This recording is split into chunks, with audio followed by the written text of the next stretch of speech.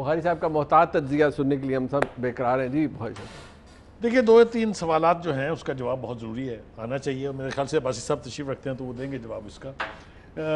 जो PMLN की position है वो तो मेरे ख्याल से तलाल चौधरी साहब ने और राना सनाउल्लाह साहब ने वाजे कर दी। मैं 2-3 सवाल पूछना चाहता हूँ कि वो जो फैसला था अदालत का उसमें 2-3 चीज़ों की तरफ इशारा था वाजे। एक तो ये कि ये 8 हफ्ते की ज़मानत है, दूसरा ये कि इसके बाद अगर इसमें तौसी चाहिए होगी तो फिर पंजाब हुकूमत से रब्ता करना पड़ेगा, और जो नवाज शरीफ साहब हैं वो वहाँ से अपनी मेडिकल रिपोर्ट्स भेजेंगे। ठीक, बिल्कुल ठीक हो गया। आप ज़रा इसका जायज़ा ले लेते हैं कि इसके ऊपर हुआ क्या। 8 हफ्ते गुजर गए, पंजाब हुकूमत सोती रही, आपके सामने है बिल्कुल। 3 रिपोर्ट्स उन्होंने भेजी, आपने रिजेक्ट कर दी कि ये तो ठीक ही नहीं है। ये बताइए कि उसके बाद 6 महीने और 14 दिन तक पंजाब हुकूमत की खामोशी किस वजह से थी? ये शोर तो मच जाना चाहिए था अप्रैल में। एक दफा उन्होंने 4 हफ्ते एक्सटेंड की, फिर उसके बाद रिजेक्ट कर दी फरवरी में। मैं कह रहा हूं उसके बाद ये जो 6 महीने 15 दिन का वक्फा गुजरा कोरोना है, आ गया ना, इसका कोरोना का एक्सक्यूज दे था ना, इलाज नहीं करा सकते थे। नहीं, कंसेशन आपकी दी है तरफ से तो नहीं चाहिए। आपने भी तो अदालत का फैसला मानना था ना जी। कोरोना और नो कोरोना मतलब है आपको अदालत के फैसलों पर रिलीजियसली लेटर एंड स्पिरिट अमल करना था कि आप 8 हफ्ते के बाद शोर मचा देते कि जी वापस लाएं, तो अब तक तो वो आ चुके होते। तो इसलिए ये मेरी PTI की जो दोस्त हैं अब्बासी साहब, वो भी ये मान लें कि इसके पीछे और भी बहुत सारे अवामल हैं, क्योंकि एक वक्त वो था जब अदालतों के प्रेशर के तहत नवाज शरीफ साहब जेल जाने के लिए वापस आए थे, और अब आपके पास एक्स्ट्राडिशन ट्रीटी नहीं है, आप जबरदस्ती तो उनको वापस नहीं ला सकते। और एक बहुत अहम बात मैं कहने जा रहा हूँ, आप गौर से सुनिए। ये मुझे ये बताइएगा कि किस अक्लमंद ने मशवरा दिया था सरवर खान साहब को कि आप ये कहें कि ये शख्स वाजिबुल कत्ल है। ये एक जुमला काफ़ी है नवाज शरीफ के लंदन से वापस ना आने के लिए, काफ़ी है ये, लीगली, मॉरली और पॉलिटिकली। अच्छा, valid point, he can use it, वो इसको इस्तेमाल कर सकते हैं। ये होगा इस्तेमाल। मैं आपको आज आपके प्रोग्राम में जिम्मेदारी से कह रहा हूं कि ये जुमला इस्तेमाल होगा बतौर दफा, और बतौर दफा, और इसके तहत बरतानिया गवर्नमेंट तो उनको वहां से बाहर निकाल लेनी चाहिए। यानी कि आपके नजदीक ये कानूनी या मेडिकल वाई को सुपरा मेडिकल मामला था। एब्सोल्युटली, मैंने आपसे कहा ना रवानगी से। ये सारी बातों में अखलाकी तौर पर मियाँ साहब नहीं, वो इस बात पे नहीं बचते। अगर हमारे किसी वजीर का बयान आपका ख्याल है मिस यूज होगा, तो इसके बदले में मियाँ साहब की जो सियासी पोजीशन है, जो इखलाकी उनका मॉरल सियासी पोजीशन तो और आपने भाई साहब दूसरी बात आपने ये की जी जी मियाँ साहब नॉन है जी, वो पहले भी 10 साल का मुआहदा करके गए। सर नहीं, बड़ा भाई साहब वो अगर तलाल चौधरी साहब कह रहे हैं कि वो कहते हैं कि नुकसान सियासी कोई भी हो जाए, हम सेहत पर कॉम्प्रोमाइज नहीं करेंगे मियाँ नवाज शरीफ साहब की। आप उन्हें वापस ला नहीं सकते, इसहाक डार साहब को नहीं ला सके। और आप तलाल साहब का बयान और राना सनाउल्लाह का बयान जोड़ के पढ़ें, आपको बीमारी की लॉजिक भी समझ आ जाएगी। क्या लॉजिक है आप बताएं ना। तलाल साहब का और राना साहब का बयान जोड़ के सर दसो ना, तुसी दसो। मतलब ये कि वो वापस नहीं आ रहे।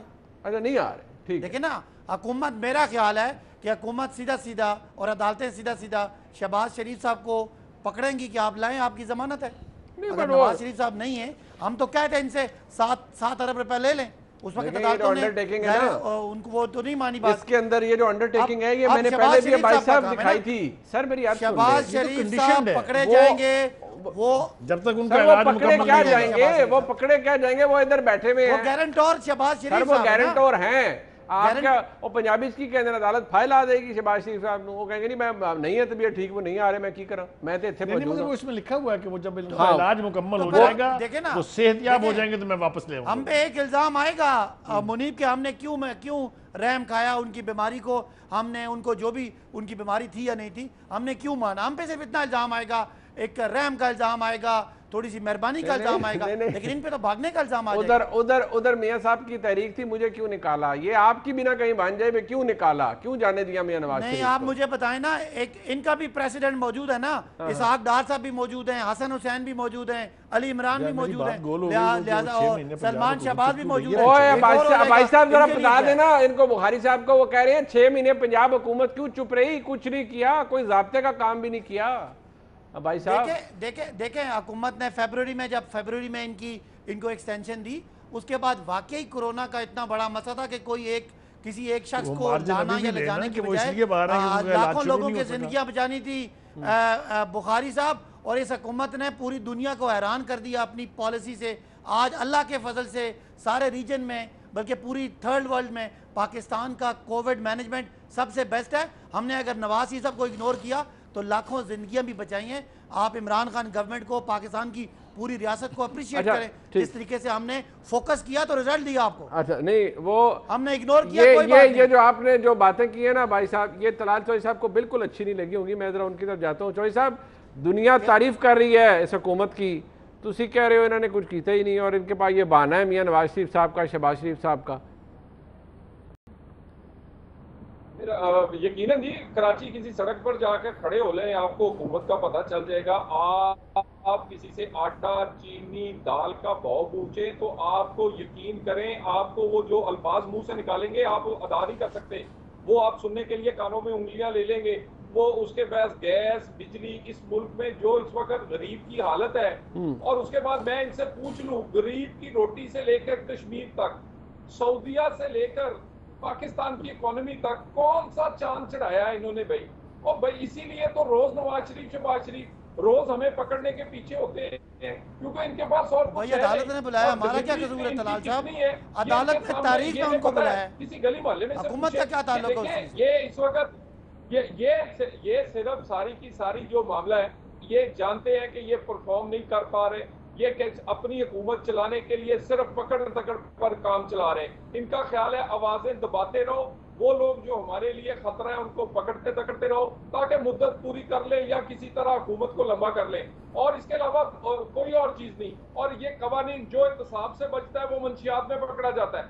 मुझे ये बताइए, जो मंशियात से जो जिस जज साहब का फैसला पसंद नहीं आता उस पर रेफरेंस आ जाता है, उसके बाद कौन सा इन्होंने ये तरीकाकार छोड़ा है पाकिस्तान में कानून जिसका गलत इस्तेमाल नहीं होता।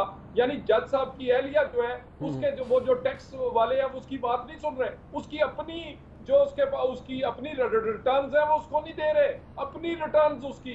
तो खुदा देखिए ना, या आवाजें बंद करने से ये मुल्क गरीब का पेट नहीं पलेगा, पाकिस्तान की इकोनॉमी ठीक नहीं होगी, कश्मीर वापस नहीं आएगा। और मैं एक आपको बता दूं, इनकी हालत गली मोहल्ले में बताएं कि ये मियां साहब को इस्लामाबाद हाई कोर्ट ने बुलाया, हमने नहीं बुलाया, हुकूमत का कोई ताल्लुक नहीं है। अच्छा, इज्जत रहे हैं, वोट नहीं बूट पड़ेंगे इन्हें, जूते पर आप देख लीजिएगा इनके साथ होगा क्या। अच्छा, आपको लगता है इनको वोट नहीं जूते पड़ेंगे? ये चले आपका ये प्रेडिक्शन है। मुनीब साहब, एक जुमला ये है कि आज जो है इनको सुप्रीम हाई कोर्ट ने बुलाया है, हुकूमत ने नहीं बुलाया। अच्छा, एक मेरे से वादा करें, एक मरी में प्रोग्राम करें, मैं आऊंगा सदाकत अब्बासी साहब के हल्के में, दूसरा जड़ा वाला में करें आज है और लोगों के, और मैं आपसे वादा, म्यूट नहीं करना आपने, नहीं लोगों की बातें सुनानी है, आपको पता चल जाए ये बातें करते हैं, ठीक है, बेड़ा गर्क करते हैं, ये हमें बातें कर रहे हैं। ठीक है, और चले अब मैंने मुनीब साहब अपने इलाके में, मुनीब साहब